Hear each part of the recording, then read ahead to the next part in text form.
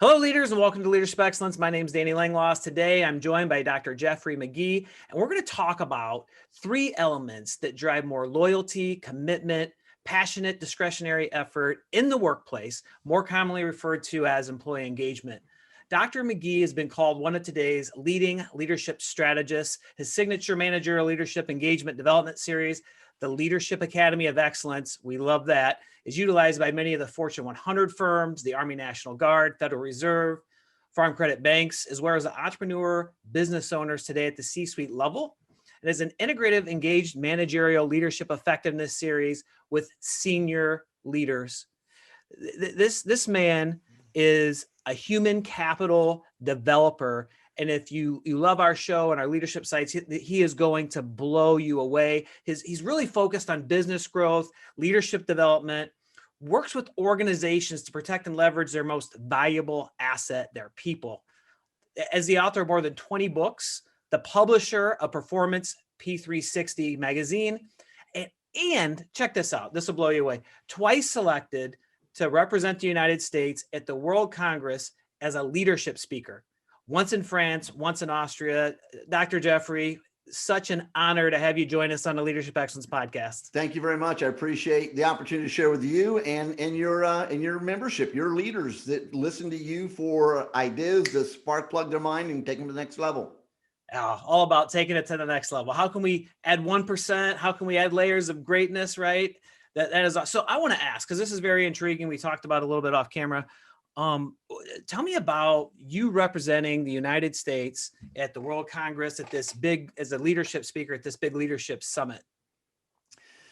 There is an organization internationally called Junior Chamber International, USJCs, founded here in the United States in 1921. It's a global footprint, at its height, million plus members across the globe. It's individuals that are between 21 and 40 years of age. And the intent is, how do you grow leaders at the local level? So think about even in the local community where you are, or any of our viewers today. And over time, just like any organization, it ebbs and flows, growth and decline. And the organization each year, obviously, as we're recording this, we're coming out of a global pandemic. So a lot of activities are virtual or a hybrid.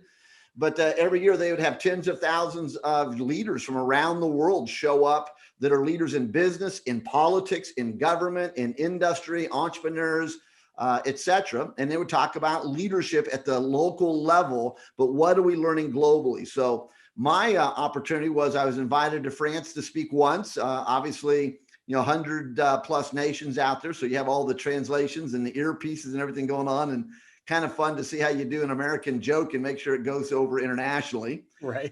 So that was the premise. And so what we shared were similar to what your statement here in setting up today's visit. And that is, what are very specific strategic or tactical ways to move the needle forward on individuals, on yourself, on initiatives? How do you get people to think not just micro, but macro? How do we recognize many times when we make decisions, we're dealing with something immediately in front of us? And I always challenge people, when you make a decision, think of the time continuum. There's 3 levels of time to any decision. And what gets us typically in trouble is we're only making decisions based upon immediate needs. And that immediate could be right now, today, or in the coming days, weeks, or months.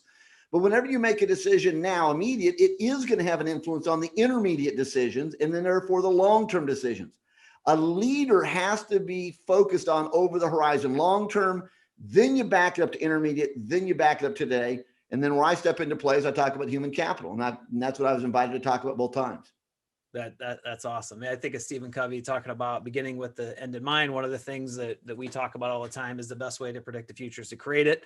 Absolutely love that line. And again, that is a very powerful line that has roots back decades with some of the top management, leadership, org development personalities of our time. And sometimes people don't get that. We talk about a lot today, for example, how do you manage change? Well, the first way you manage change is to step off the planet, because you're an idiot for making a statement. You can't manage change. You either going to work within it or you're going to work against it. But the best way to manage change is, now back to your statement, create it. Be the benchmark that everyone else is benchmarking off of. Be the originator, be the creator. We live in a society today that's so sadly full of imitators. I mean, no parent gives birth to a child and says, wow, look at my child. I hope it grows up to be freaking average. No, we want our kids to be great. So unleash that creative DNA you have and be an originator. That's what it's all about. I mean, I wrote a book called Your Trajectory Code. And that's all it's about, is how do you really unleash the you? Now let's bring it back to the organization and unleash the us. Powerful, powerful, powerful word. So I want to ask, because, there's a lot of talk right now about, and I don't know that people are using the words human capital development, but there's a lot of talk about that focus on people versus results, getting rid of the old power and control to service and empowerment, instead of micromanagement, being inclusive, right? Getting more people involved, giving them the space to do their job, getting out of their way. But 20 years ago on your business card, you had human capital developer. Why did you see that then? And why is that so powerful then and today?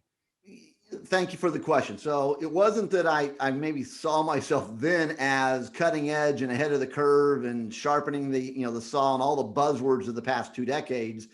The reality, though, is I probably should own that phrase and say I'm the originator of that concept, because I don't know if anyone else 21 years ago was writing books or running a business using the concept, or actually architecturally looking at what that means. So the reason I came after it that way is that traditionally, and I mean no disrespect with my next comments, and don't anyone have a freaking heart attack on me or have your head explode, but the way most of us over the age of 40, and therefore influence on everyone under the age of 40, we're raised to look at business is through a lens of structure. Whether you're looking at business through a government lens, a military lens, a profit-based, a non-profit-based, and that lens would tell us that again, academics, talk about it, write books, etc. That when you look at a business, it's structured. And so that structured model, and I still say this to lots of business leaders, just I have a huge, turn I'm going to make at the end of my conversation, is that no matter what the size of your business is, if you want to run it efficiently, then think of it through the lens of a Fortune 100 corporation, even if you're only a 3-person employed company. So we can debate all day long, but the reality is if you're a Fortune 100 company, you're the best of the best, or you wouldn't be there, because there's a lot of benchmarks that we use to score someone as a Fortune 100 company, globally or domestically. So if you think of a Fortune 100 company, then remove all the people, the talent from it, and architecturally, you'd have an org chart. So Danny, if you're the CEO of this company, and myself and all the viewers today are the employees who are going to populate your org chart, then as the CEO, the first layer below you horizontally are going to be all of the C-suite executives. And so depending upon the kind of business you have, you might have a chief learning officer, or chief legal officer, chief operations officer, chief financial officer, chief IT officer, chief sales officer. I mean, lots of the C's you can have. And then the enterprises would fall under that. So even if I'm coaching someone with a smaller business, I would coach them to think that way, so you understand the 360 of the model. Because even if you're a solo practitioner, you got to wear all those hats, accounting and payroll, et cetera. Now with that, what I'd recognize, take a step back, because the new org chart, if I really was to be, difficult in the executive room, I'd say there's really only 2 people as the CEO you want on your inner circle. The businesses of tomorrow are not about technology. That's the obvious conversation. It's not about legalities. That's the obvious conversation. It's not about CHRO, from a compliance HR perspective. That's obvious. So I can make the obvious. What I believe are the 2 most important roles that any business leader needs in the future is going to be your chief financial officer and your chief human capital officer. So now if your chief human capital is your learning officer, your leadership officer, your HR officer, but what I mean by that is human capital. See, the 2 things that's really going to make or break any business today is not what your unique service deliverable is, because if you have it, someone else can get it. The uniqueness is your revenue streams, your money, your cash flow, your competition doesn't have, and your human capital that you have, the competition doesn't have. And how you can leverage and sequence and nuance those 2 together will impact everything else in the conversation. Now, some people could come back and say, well, I'm the IT guy and everything in IT can influence those. And yes and no, but at the end of the day, your brain power and your checkbook is all you need to be successful. It's virtual, whether it's traditional live brick and mortar, whether it's hybrid. So how do we look at things? If we take a military example, I mean, for decades, we looked at the Cold War, and we knew that, again, if we went to war with China, Russia, kill the senior leadership team on the field because the employees had no freaking brain power. That was the truism. Well, today, that's no longer the model, because everyone has a brain, because even slow third world countries are learning that your people are your prized asset. So human capital. So within that, then I have created some models I use, again, from NASA as a client to Pfizer to Boeing to Anheuser-Busch to, mid-cap businesses. A lot of business I work with around 200 million to 6 billion. Army National Guard, I work with lots of National Guard adjutant generals. So what I see as a model that's even in all of them is back to human capital. So I created a formula that says, if I want to be like Danny, what is it that I can objectively, diagnostically, as a formula, figure out these are all of the key performance indicators or all the ingredients that makes up who Danny is at this point in his life. Once we know that, we can then create human capital development pathways, talent leadership, talent hierarchies can be built. How does one job flow into the other? I mean, we can really get into the weeds on these conversations. But if you just back up for a second, if I'm a parent and have a child, my child says, I want to grow up and do X, you've got to know how to get them there. That's human capital development. If I'm starting a business, what are my weaknesses? What are my weaknesses? Who has that as a strength base? If we complement together, we're successful. So I just gave 5 examples of how the formula, which I'm not going to share today, works, but human capital is it. We make a mistake in our society. Someone works 30, 40 years, they retire, and we put them out to pasture. What if the majority of everyone teaching K-12, K-16, K-18 was fired tomorrow and they all had to reapply for their jobs? Meaning if you can't show proof of performance, you're successful doing it, goodbye, go find another job. And go to the people that have done it for 40 years and perfected success, that no longer have anything to prove. They no longer have their egos involved. They're no longer going to get involved in the gamesmanship of trying to, kill their competitor so they can get promoted. To just go back and give back. Because again, not very many history buffs on in our country today, evidently. But if you look at some of our first 50, 60, 70 years as a nation, all of our educators were elders. They were the men and women that freaking had a clue to teach versus someone who has no clue and they're opening their mouth. Well, it sounds like we're going to have another episode to schedule because that'll be a good deep dive. When I hear that, I hear commitment to excellence. It's a motto that we've had on the side of our squad cars that we've transitioned to the whole city with the clients I work with. I mean, that's, the Leadership Excellence podcast. And then when I think of the Leadership Academy of Excellence that you're running and tying it in, it's just at the highest level. So I was going to ask you about some of the companies and things you work with, but you covered a little bit of that. You're talking working with companies from 250 million to 6 billion and really helping them excel, take it to the next level, stay creative, innovative, really develop their human capital. Because that's what it's all about, the people. If you take care of the people, they'll take care of the results. Absolutely. So, every time. Align it so much. Let's talk about, let's dive into our topic today, because we all hear the term employee engagement and we think of it in different ways. And today, as we talk about the 3 things that really take that to the next level: loyalty, commitment, passionate, discretionary effort, innovation, all of those things. How do you define employee engagement? Great question. I almost am compelled to say I don't want to take the bait. So let me answer it. Employee engagement happens in lots of ways and on lots of levels. But let me back this up. So the formula that I use to create change in any level is a simple 3-step process. If you are on your smartphone today and you are searching for something on the internet and you find that URL and you click, almost every time there's a 3, 4, 5, 6 second commercial ad that pops up first that you're held hostage to watch it while the numbers count down. Mm-hmm. And at the end of that, you can skip and go to where you want to be. But if that ad does its job, it will engage you and pull you in, and you then might watch it for a couple more seconds. My 3-step model can be proven on everyone's smartphone. You'll see it in play every time. If they follow the 3 steps, you watch the ad for a couple of seconds. They don't follow 3 steps, you're ready to abort.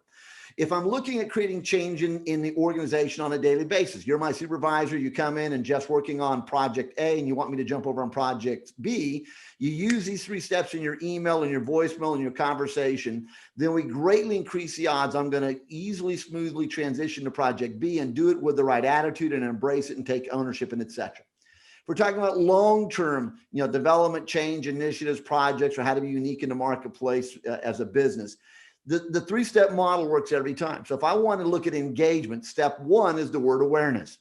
The reason people don't engage or seem complacent or disengaged, as Gallup organization would look at some of the survey data, is that awareness deals with WHAT and awareness deals with WHY. So if you can convey to someone what you want or what you're saying or what you're about or what you need, and you can then also convey and wrap around that the why factor, why that's important or why that's necessary, the other person's brain processes step one awareness and says, okay, I got it. I don't need to read 5 more pages. I got it. I don't need 37 more slides on the PowerPoint. I got it. You go to step 2. So the reason we don't have people engaging, which we'll get to that word in a second, is because we sometimes don't do step 1 effectively. Again, as a leader, Danny, sometimes you'll spend minutes or hours or days or weeks or months. So everyone pay attention. That's a time continuum I just gave. You will spend a lot of time getting your brain wrapped around what we need to do and why. Step 1. Then you'll take your brain to the second step, then to engagement or change is going to be the word engagement. That is the second word. The second step is engagement. So step 1's awareness. But the byproduct of awareness is the what factor addressing and the why factor addressing. Step 2's engagement, and engagement's all the HOWs. So you'll spend a lot of time getting your brain wrapped around why we need to talk about this or do this. And then you'll even spend a lot of time around engagement. So engagement's all the HOWs, how we're going to do this, who's going to need to do this, where we're going to do it, when we're going to do it. So if you think of the 5W and 1H model that our kindergarten and K-12 teachers brilliantly taught us, that K-12 model can be used in almost everything we do in life, whether it's talking about interviewing, whether it's coaching, whether it's project management, whether it's crisis intervention, you in essence leading a city or leading law enforcement officers. And hey, quick shout out, massive thank you to those people that are willing to give their time to protect me as a neutralizer, all the idiots on the planet that have no clue what's falling out of their face. But because they don't understand what they're talking about awareness, that's why they have been played to say stupid things, engagement, which gets us to step 3. Step 3 is the word commitment. So commitment is WHEN, when we're going to have execution, when we're going to start, when we're going to implement, what the gates are to know, are we on track, ahead of schedule, behind schedule? So if we look at the 3 steps to engagement or change or whatever way you want to phrase these 3 words into, step 1's awareness, 2's engagement, 3 is commitment. The reason we don't get people buying into doing things, number 3, is because we didn't do step 1. So if we even use the word buy-in, because that's a great phrase we use today, buy-in doesn't start at level 3. Buy-in doesn't start at level 2. It starts at level 1 and then is involved in each of them. See, if you're not buying into even what I'm talking about and why, then how you want to do something step 2 and how I want to do it step 2 is 2 different directions. And that's why we have all this polarization within neighborhoods, within departments, within our country, within the globe. Is it, we both may be right at number 3 and number 2, but the reason we're not aligned, there's a buzzword, is that we don't get connectivity at 1. So a lot of things shape number 1, values, vision, mission, all those things we talk about in our organization. So if Danny wants to have a stronger team, so our viewers, you're all Danny right now, then we need to back up and say, if I want everyone to be working together, number 3, alignment, commitment, then we need to interview better back at 1 to find out, help us become aware of this person's values, this person's behaviors, this person's actions, this person's willingness to have the discipline to do jobs or execution. And again, that's why, let's use a silly example and then I'll shut up. Let's use pro athletics. Again, pro athletes are great. They're not even doing a real job. They're just blessed to, be able to play a child sport at an adult level and get paid an obscene amount of money.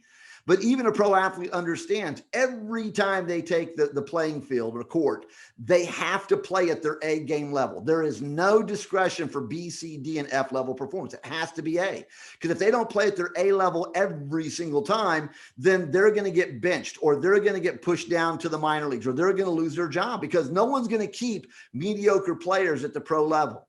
But it's amazing when we come into the real world where you and I really live, how we accept mediocre performance as the majority of the people on the team, but we don't realize it because seldom do we actually even see A level performance. The whole world's been calibrated to perform, my observation, have a lot of stats to back it up, but most organizations operate at a C- level, truth be told. And the people they think are the rock stars are only actually working at an A level.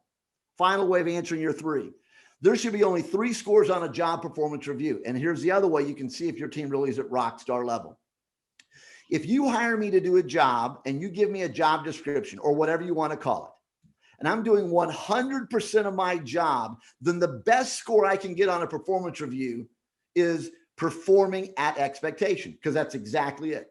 So it makes it really simple. If there's anything on this job description I'm not doing, then you as the leader have to coach me and therefore hold me accountable that on that item, on that level, I'm not meeting expectation, because that's the second of the three only scores you should give. So if someone on the team says, well, Danny, how do I get an exceeds expectations? It's very simple. Look at your job description. You do 100% of that job description at the level we expect as an organization, our culture, our team, our et cetera. Then that's going to get you meets expectations. So if you want an exceed, then anything that's written down, do more of it. And then I am obligated. I have to score you at exceed. See, we do a disservice at K-12 because we're conditioned for cop-out scores. There should only be an A, a C, and an F that teachers should be allowed to give. Because letter B and letter D are really cop-out scores. The person's dumb as a box of rocks. That's an F. Oh, but they're here every day, so you're going to give them a D. No, you set them up for life failures.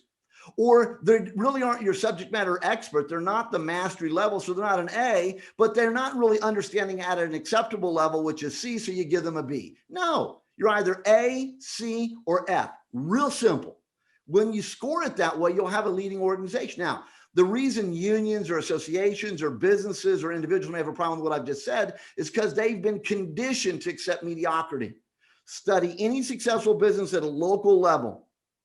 Study any business globally. They don't tolerate F's and D's and very seldom C's. They build their business around A's. Jack Welch 30 years ago said, hey, 20% of your company every year should be basically eliminated. He said a little bit more than that, but the point that got out into public domain was, oh my God, I'm supposed to like fire 20% of my people, my lowest 20 every year. Yes and no. Find a way to engage them and get them up to speed, or quit onboarding and hiring low performers. You're not going to be able to sustain the marketplace. So I can go on forever. Let me hit pause because this gets exciting. No, I love it. This whole concept and idea, especially as it relates to reviews. So when I became the city manager 3 years ago, the review structure and system, it was just kind of a joke. And then you look at these different reviews and systems, and all of them have, this is exceed standards. What's that look like in this category? This is meets. This is below. And so we said, look, why do we have what it means to meet standards, or why do we have what it means to be below? Like, so we created this evaluation for our department head team is what's it take to get an A? This is what it looks like. And if you're not getting an A, right, or you're not somewhere, because there's some space between the C and the A, and I understand totally what you're saying, not arguing with it. But if you're a solid C, you can't lead on this team. Like, because we can't have C leadership. Now, if you're a solid C, stop. Everybody needs to stop. Danny just gave a huge key performance indicator of best in class organizations. You're doing 100% of the job we need you to do in that job. That's perfect. We're going to have a successful business, but that's a C. Because again, C is not a negative grade. That's what we need. Now, if I want someone to be a future leader, what additional are you doing? That's going to be the jump over the chasm from C to A.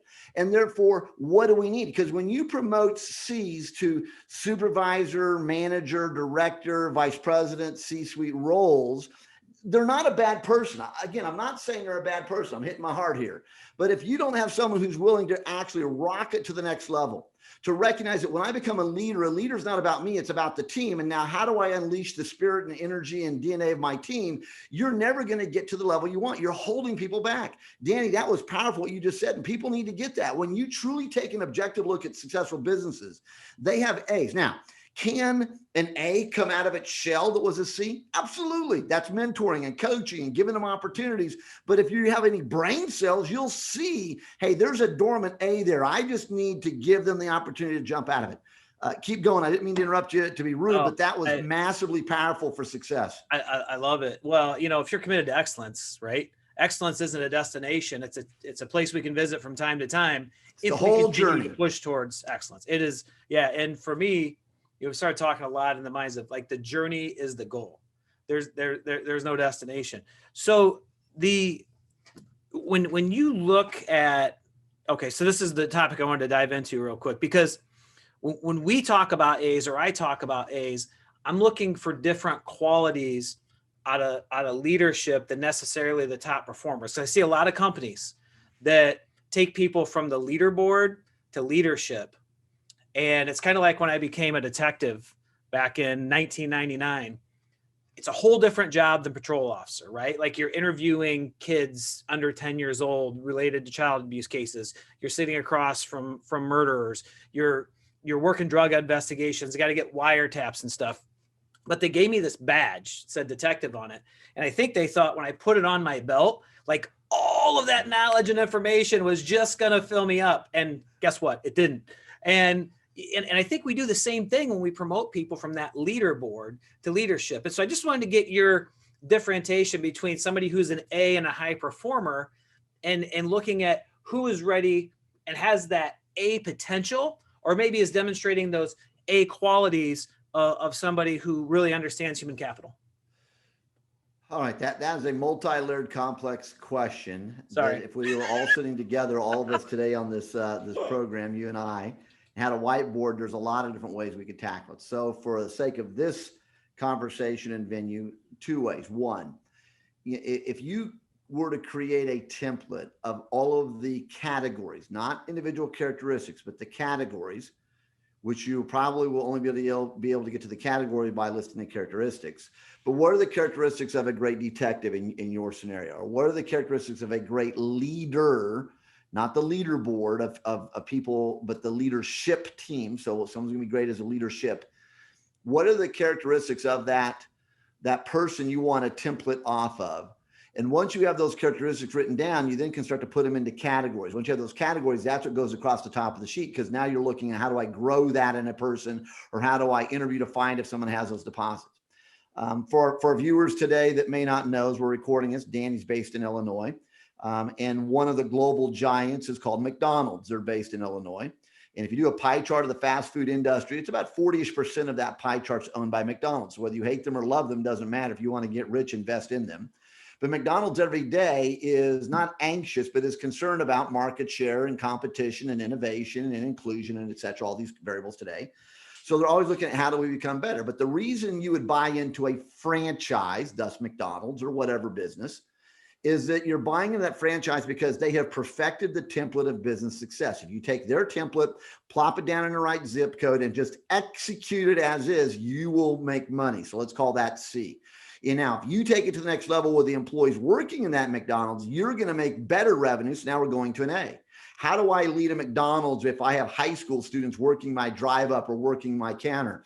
Well, if you engage in the right way, those high school students with limited life experiences will operate better than Danny and I with decades of life experience. But if you only look at them as a throwaway commodity employee and they don't have much to offer, therefore, why should I worry about them? You're never going to get A behavior and energy and attitude out of them. So first answer is, what are the KPIs, key performance indicators, or characteristics of a great person in that role? Once you have those, you create the categories. And so one of the models I have is called the Player Capability Index. You guys can go online and buy a copy of my management book. It's called the Managerial-Leadership Bible. And if you buy a copy of the Managerial-Leadership Bible, this model is explained in it. Or you can go online and buy a copy of Your Trajectory Code, another book I've written on personal success. Chapter 5 explains this in detail. This is a huge piece of my secret sauce. So that's one.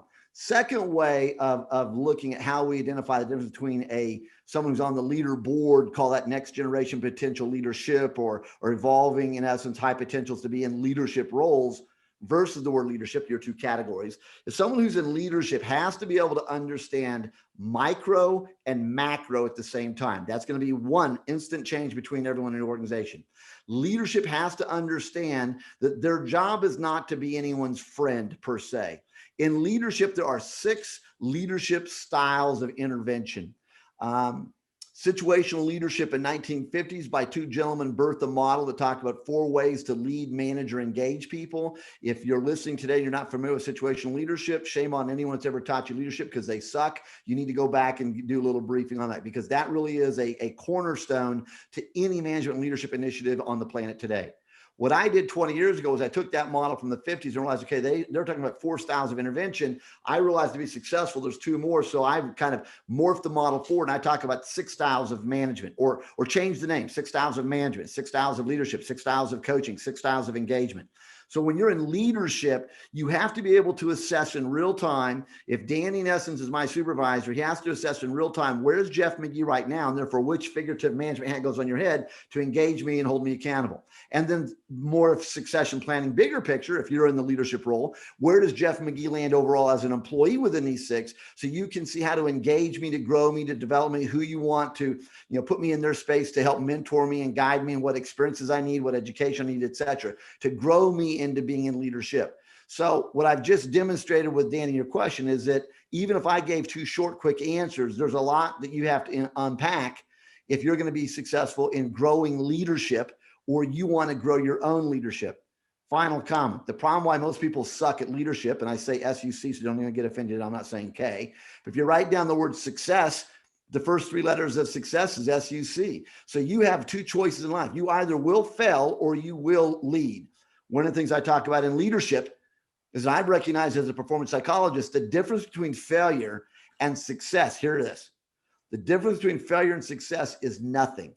Your body as a human being is going to do five things. We'll save this for another show, but you're going to do five things, and you will either let those five take you towards derailment, or you will guide those same five towards success. And that's what leadership is about, is engaging and owning those five, and objectively wearing not only the hats that deal with how to guide you in a good way, but sometimes you have to put the hat on that deals with tough love. And the longer you wait to deal with a problem player, it becomes a cancer and spreads and becomes contagious in your organization.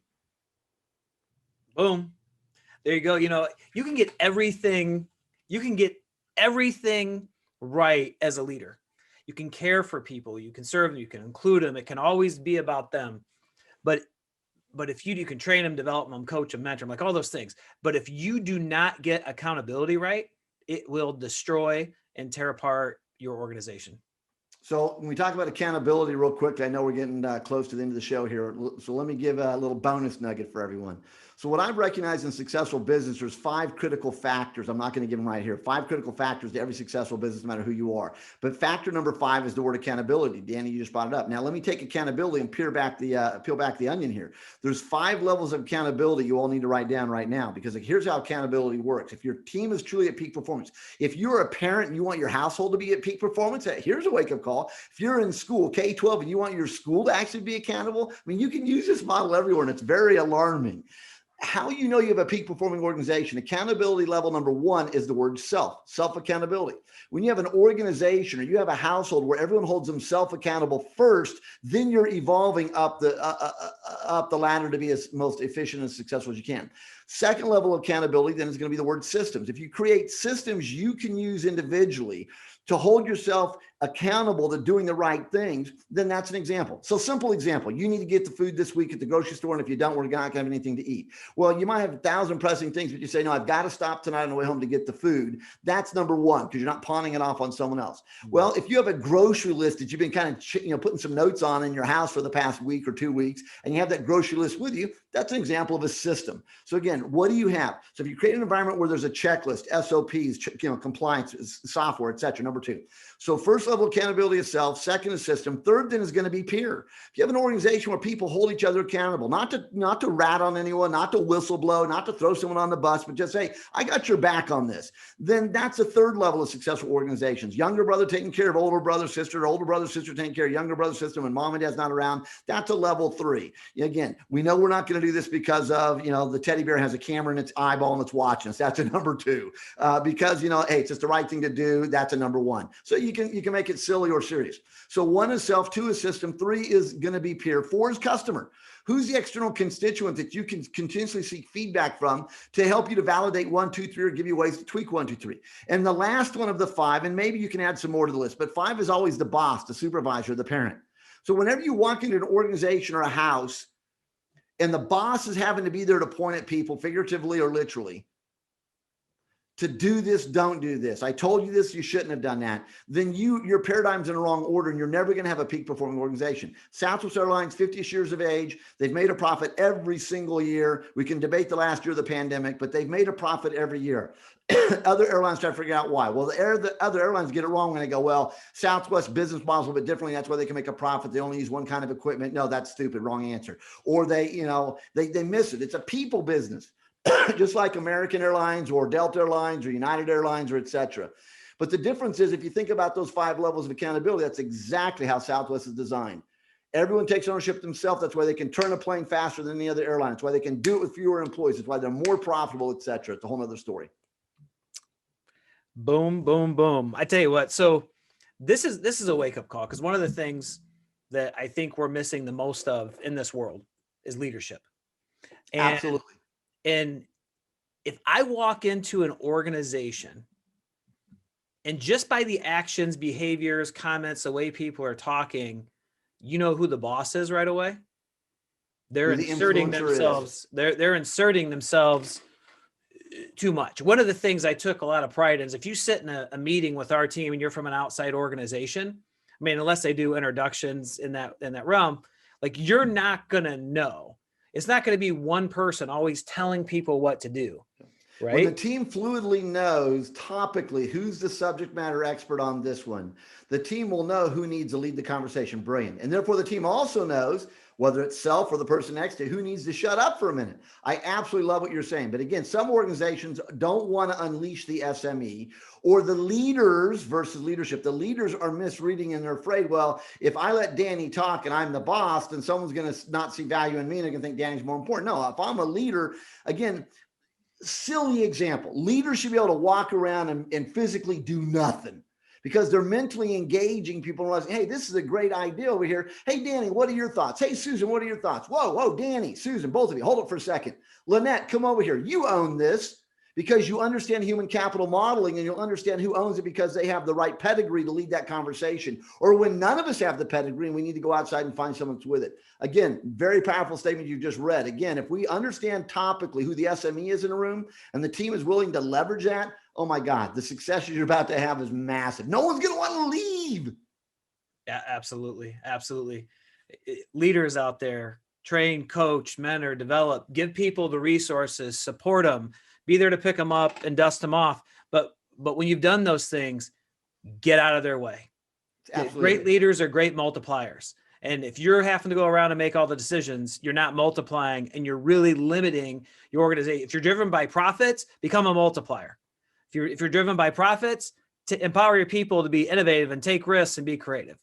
Right. And one of the things I learned from the military over the years is some of the great leaders I've been around, and unfortunately some really worthless leaders that shouldn't have the word leader next to their name because they've killed their organization. But great leaders, they use that word multiplier and they call it a force multiplier. What's our force multiplier? So I put my hat on dealing with human capital. I'm always looking on that. What's the team's needs or challenges today, tomorrow, next year, and who on the team can give them the key to work through that and be successful. And if I unleash them, put the spotlight on them, they become the force multiplier to the organization. If they have success, everyone else who has the attitude to want to be successful, they will mimic them. They'll innovate beyond them. And now the team's like almost out of control with successes. Wouldn't that be a problem to have today? Too many successes.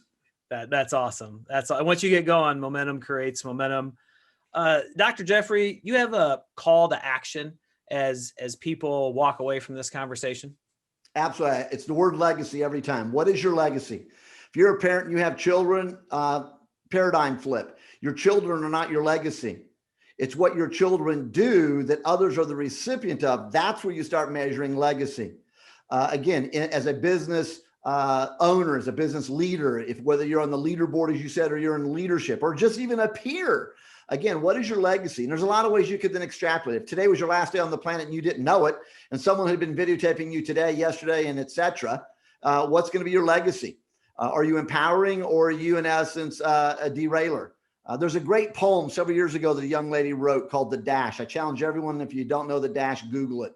And that's another great way of looking at this word legacy. And The Dash simply says this, to paraphrase the young lady's poem. Again, you walk through a cemetery. It's not about negative. It's about celebration. You look at someone's headstone, their name is there, maybe some art, maybe some other words, but there's two numbers, the number they arrived, the number they left, and there's a dash in between. Legacy is what did you do between the time you arrived and the time you left, whether in essence it's the same date, whether it's a short amount of time or a long amount of time. What is your legacy? That's what the dash is about. That's the videotape. Imagine touching a headstone and a large TV screen pops out of the top of it, and there's the videotape on fast forward of that person's life. Would they have done something of meaning and meaningful, or sadly, did they just occupy space? And we have a lot of people on this planet, sadly, that are negative signs, not plus sign. Legacy, how do you plus everyone around you? hopefully today I plus somebody. You did. You added so much incredible information. Before summary and recap and we head out, where can people find you? Thank you very much for even asking that question. Two places your viewers can find me. My name's on the screen. Check the right spelling. So one is jeffreymagee.com. You can find me there, different resources I have available, different B2B, B2C programs. My signature products is a Leadership Academy of Excellence in Sales. I grew up in sales into leadership.